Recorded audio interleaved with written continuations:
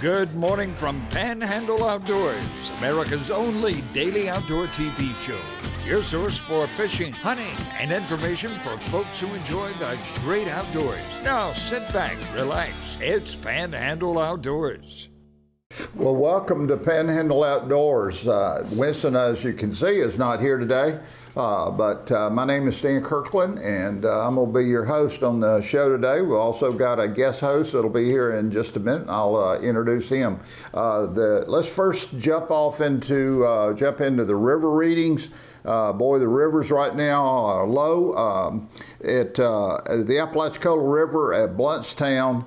I do not have the exact footage at Bluntstown, but it's coming down. The river's really falling. The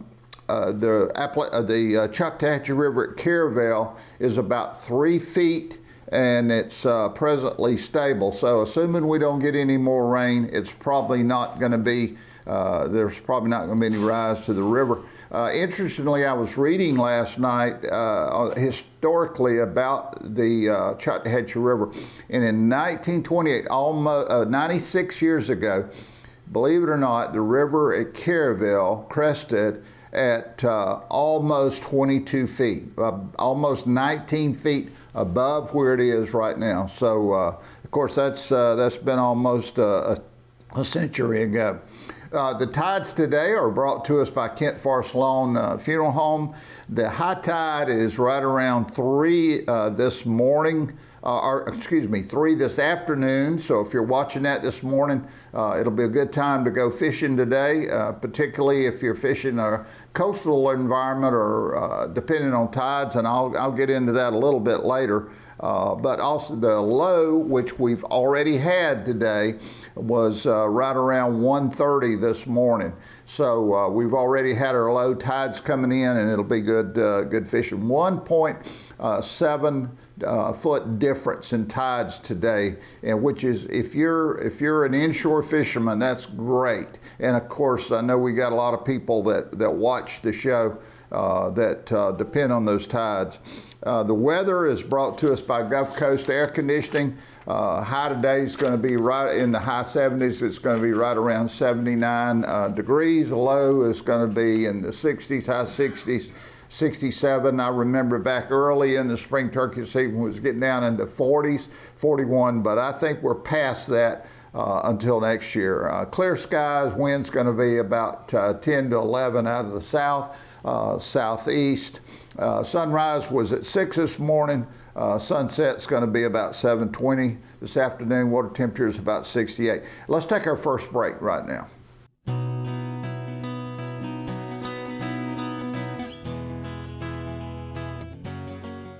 Well, good morning. Welcome back to Panhandle Outdoors. My guest is a familiar face here on my left, is Ken Paramore. Good morning. Ken, thanks for being here. Most of you that have watched the show, y'all know Ken. He and I are a couple of haggled veterans of the Fish and Wildlife Commission and worked for years. How many years did you have on? Well, first though, every time that we come on together, everybody knows that Winston has scraped the bottom of the barrel. Well, let's don't go that far. But okay, whatever. But yeah, actually, after you and I were on, I think it was the last time, I got an email from somebody in Alabama that we know and love, former officer, who asked if Amber Alert had been issued for 2 old geezers that were out. No, that's a Silver Alert. Silver Alert. Okay, not Amber. I'm sorry, Silver Alert. Yeah. So Kurt Perry, if you're watching, thank you for that. Good morning, Kurt. Yeah, thank you, Kurt. But anyway, Ken worked for many years with the commission, and Ken and I always had the opportunity. Ken was totally law enforcement. I started out in law enforcement, then I ended up my career doing some other things within the agency. But Ken and I got to collaborate a lot on projects, and one I'll never forget is we had a fishing life jacket promotion, which I thought was great, and it was I got caught with a life jacket. Do you remember that? Oh, and yeah. we used your granddaughter as a model for our photos, and we had George Hosom with the Red Elephant sponsored it. And I will never forget that. It worked out great. And when the officers found some kids with a life jacket, they gave them a card and they got a free meal or something when they went to the Red Elephant. If they got caught with their life jacket, they got a free something or another. But that was my granddaughter Kendall. She was 4 years old then. How old is she now? She's graduating in 2 weeks. Well, so that shows you how old we are. Yeah, I know it. A few moons. But most of the collaborations that you mentioned earlier that we interacted with each other with was usually over some kind of controversy. When things went south, Ken and I talked because Ken was the captain and he was ultimately responsible for things that went south. And even though he had nothing to do with it, he was the one that had to answer. We had to mop it up. And it was and you had to report it. And I had to try to figure out where things went wrong and put the best face on it, and hopefully things worked out. And I still hear from a lot of employees that tell me they miss those days. We're probably boring our audience. I know it. I think we are. Ken, you're right now on the state board for the NWTF here in Florida. What do y'all do? Have been for 8 years now. What do y'all do though in your role as a board member? Well, we meet 4 times a year, right? Every quarter, and it usually has to do with banquets and fundraisers and where we're going to send the money to. It's a long process. That one meeting in August every year is just for disbursement of all the year's worth of monies that we get. So that money it is in the millions of dollars. Yeah, correct? Because it's matched by FWC and forestry, and I think it's 24 to 1 or something like that. So. And then you guys ultimately make the decisions about how that money's going to be spent, and it's always spent on public land, not private land. And the FWC biologist and NWTF biologist work together and prioritize a list of public lands, and we decide how much and prioritize the needs and where they go, and they're distributed all over the state. Right. I will never forget the National Wild Turkey Federation was a great partner with us back in the, I want to remember back in, it was in the 90s where we brought wild turkeys into Holmes County. And it was over 100 wild turkeys. It was both gobblers and hens. They were released on 8 sites. Larry Morris, I remember Larry was front and center in helping us with that. There weren't any turkeys up there. There weren't any turkeys up there, and based on that, people galvanized around that project, and now there are turkeys. There are a lot of turkeys in Holmes County. I know a lot of landowners that couldn't be happier, and that's just a direct result of the corporation that exists, and it still exists. It exists today. So now, mentioning turkeys and all, your turkey season, you had a great season. You killed a nice bird, and my turkey season about killed me. Yeah, you hunted a lot. So I went. We have a 37-day season. Right. I counted the days. I went 32 of them. Well, at 3:30 a.m. for all 32 of them. That'll wear you out. And I killed all that for one bird, number one. Number two, I figured out the gasoline. It was $20 a day for 32 days. Do the math. Yeah. And just gasoline money to go chase Well, you helped the economy. A silly bird. Yeah. So I kind of hated it that it's over because you get into that groove. But wouldn't you know it, the Monday morning after the season closed, on my cell camera, there was a gobbler strutting in front of the camera with a hen standing there the Monday after it closed on Sunday. They had gotten the memo. So he survived. Yeah, he survived. And that's probably the one that wore me out. Yeah. Well, I didn't hunt nearly as much. My mom is in hospice care, and so I spent over half the season back and forth with her, and so I didn't get to hunt as much. I only hunted 4 days, and I did manage to kill a bird one of those days. I don't know if Jeff's got a picture of that bird, but it was probably the longest bearded turkey I've ever killed. It had 11.5-inch beard, and bird weighed 19.4 pounds. He was an old bird, had seen everything, and I was very, very fortunate to get him to come in that morning. Kind of same for me. Mine was the longest bird that I've ever killed. How long? Inch and a half. I've never killed one with spurs that are close to that long. I hadn't either. It was amazing, and I put the tape on them a bunch of different ways. But Yeah. another note. All right. I tell you what, Get to why that in a don't we minute. go ahead and take a break now, and then when we come back, I want you to tell me about your bird, okay? All right? We'll take a break now.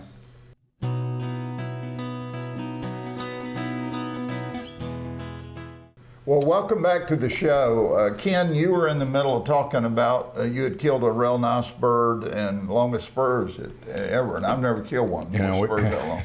We were talking off camera.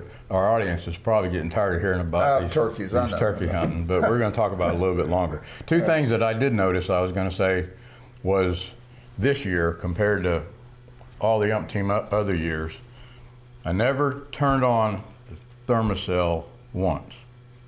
I never turned on the thermocell I did. for any hunt out of 32 days.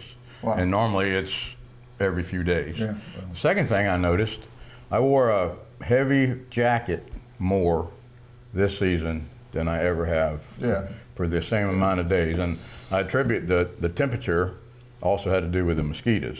Yeah. But some of the days, last year we had a couple of cold days, but this year it seemed like there was a bunch of cold And there are people days. watching that have no idea what a thermocell is. So Well, I got one right here. I'll show real everybody. quick what a thermocell is. There it is right there. Folks, that is one of the greatest inventions of the 21st century is this device right here. Well, and the good thing about it, we're talking about gear. I found this little gem over the winter. It's an Alps shoulder carrier instead of, I hate a bulky vest with a seat on it and all the heavy weight, and especially like it wasn't this season so much, but in past it's so hot and I do a lot of walking. So I found this little gem, and it's got a thermocell holder on it, a place in the bottom You're called. for your box call. It's got a pouch in the center for your slates. And it's got a general area for anything else you want to carry. Right. And to sling it over one shoulder and stays in front of you. Sometimes I leave it on when I'm sitting, and sometimes I set it on the side. You can still reach in there. By So the way, this is the first season I've used it, and I love it.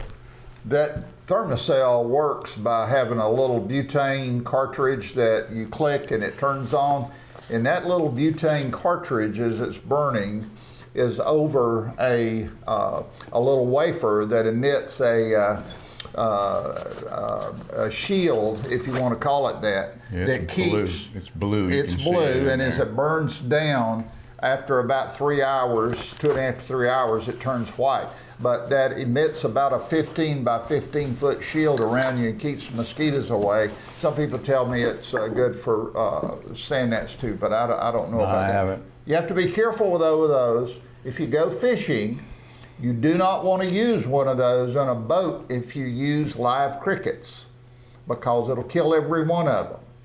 And I know that for a fact. So don't use that. It's harmful to like crickets if you fish and there's mosquitoes around. You better rub bug spray on you. Go back to the old way of doing things. Ken, I want to ask you something. And I told you I was going to throw this on you in the next minute or so. What advice would you have to a new or a young turkey hunter? What would you tell them is to focus on? Patience, first and foremost, and I don't have any. So Okay. it's had to be acquired. Yeah. Because I talk to people like you and our buddy Dennis Palmer, and Right. you know, they'll pull up a chair somewhere and they'll sit. Yeah. Dennis has been known to sit, I think, in the past all day long. I don't know how he And- does it. And I'll say, okay, I'll make up my mind one year I'm going to go try that. And hunt in the middle of the day or hunt after the peak time, because by 8 o'clock, 8:30, 9, I'm done usually. Yeah. But anyway, I said, so I'll go sit somewhere and I'll back up in make a blind and make a nest and sit there and call, and you know, nothing, Right. nothing. And it starts getting hot. And then the wind starts blowing, and then the bugs while you're sitting there. And So you lose know, patience. and the gobblers don't gobble as much midday and all that as they do, you know, first thing off the roof. So they say, well, he comes in, a lot of times he'll come in silent. Well, I'm still waiting up there because it ain't never happened to me. So I would think for a young one, I would, to answer your question, I would say patience and don't call too often, Right. and practice. I'll tell you a call story this year. We've got about 15 seconds for a I'll break. let you go to the break. All right, okay. I tell you what, we're going to go to our next break now, and if you will, come back and be with us in just a minute.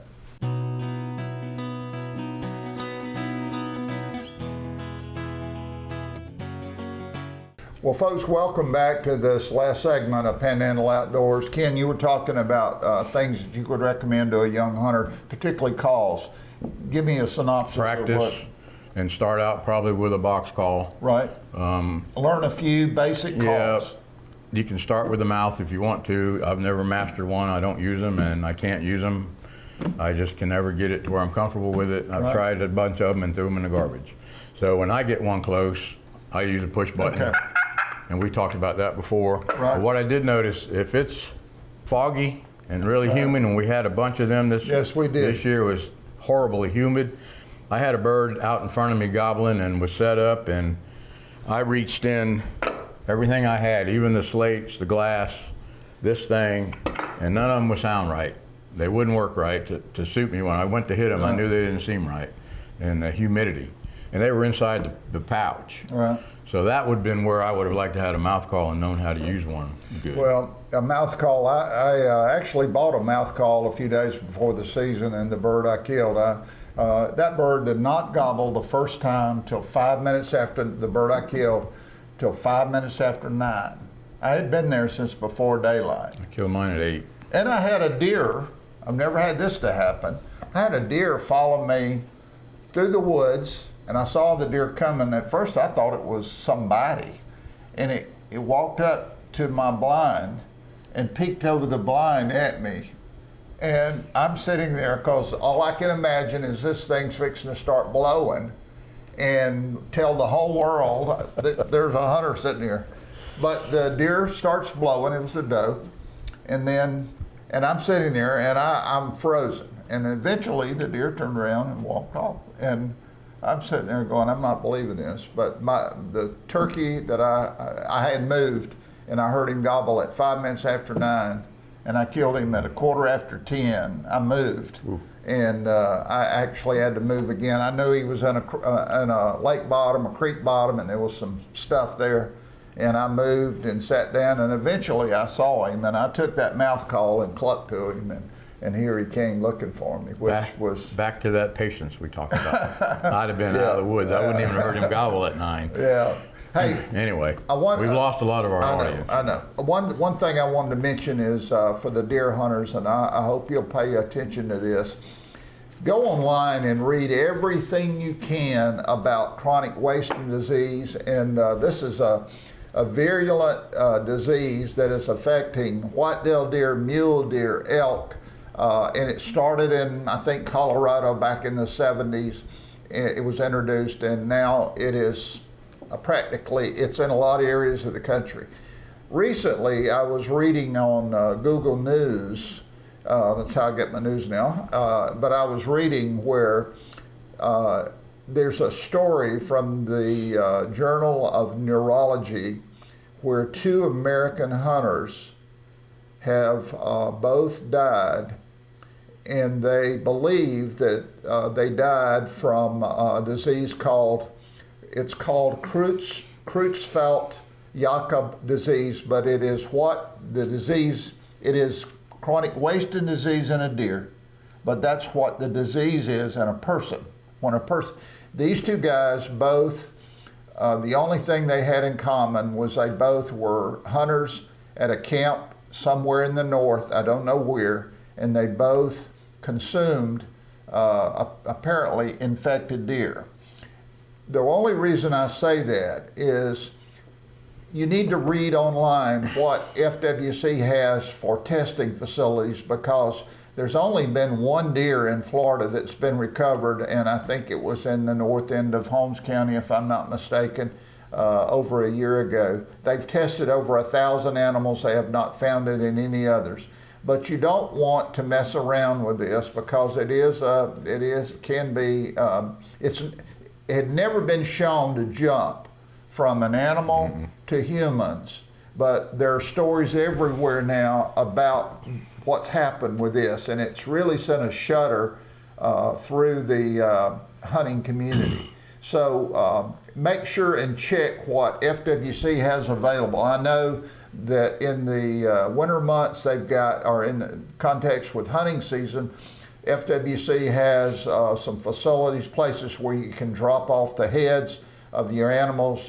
You can go ahead and have them processed, but FWC will check and see if the disease is present. If it is, they'll notify you and you can get rid of it. They just did a public meeting Correct. 2 weeks ago, and I listened to the whole thing streamed it online, and they're going to let them bait this year, right? Only during hunting season, and they extended some doe take times, and they didn't find anything this year, and they tested, I don't know, a few thousand, I think. It's over 1,000. I don't know what the exact number is, but it's a large, well, it's a fair sample size. I was told by some of the FWC staff, the biologists, that they believe that there are other animals that are infected with this, but right now they haven't found it anywhere. So I would strongly encourage you, if you're going to deer hunt, and I do, you do, you need to take the heads, and there's a couple of glands that they pull and look at, and they send them to a lab. There's a test done here in Florida that they do to see it, and then if it tests positive for that disease here, then there's and I'm oversimplifying it, but there's a gold standard test where they actually send these samples to, and I want to say it's in Iowa, but I may be wrong, and then they get a definitive result from them. Well, folks, listen, we're out of time. Ken, thank you for being here today, and Winston, thank you for letting Ken and I fill in for you. I think we're going to be doing this like once a month, but anyway, thank you for being here. Thank you. Thanks for watching America's only daily outdoor TV show, Panhandle Outdoors with Winston Chester, featuring hunting, fishing, and other activities and information to help you enjoy the great outdoors. Join us next time for Panhandle Outdoors.